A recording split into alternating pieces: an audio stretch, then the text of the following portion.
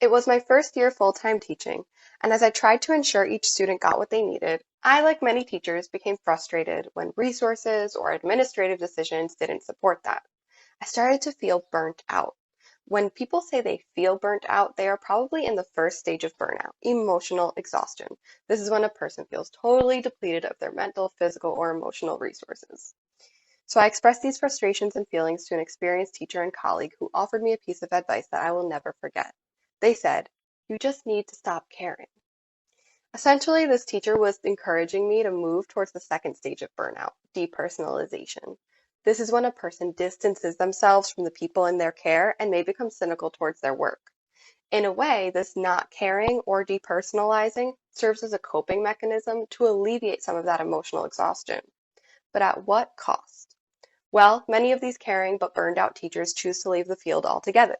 Perhaps worse, those who stay may end up in what experts call a burnout cascade.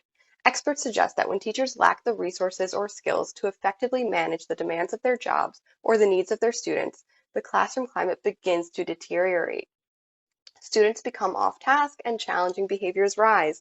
Depersonalized teachers respond with ineffective practices and harsh consequences.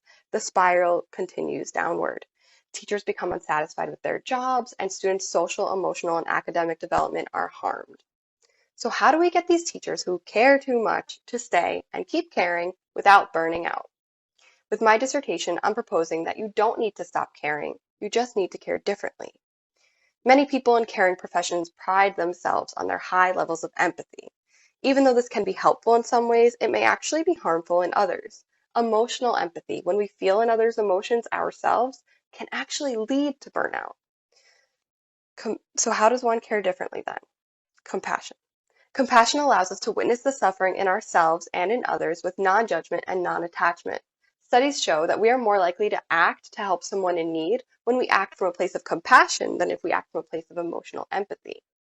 When we have compassion for others, when we care differently, we carry the weight without feeling it so much. Compassion changes our perception and interpretation of everything that once weighed us down. With compassion, we can remain balanced.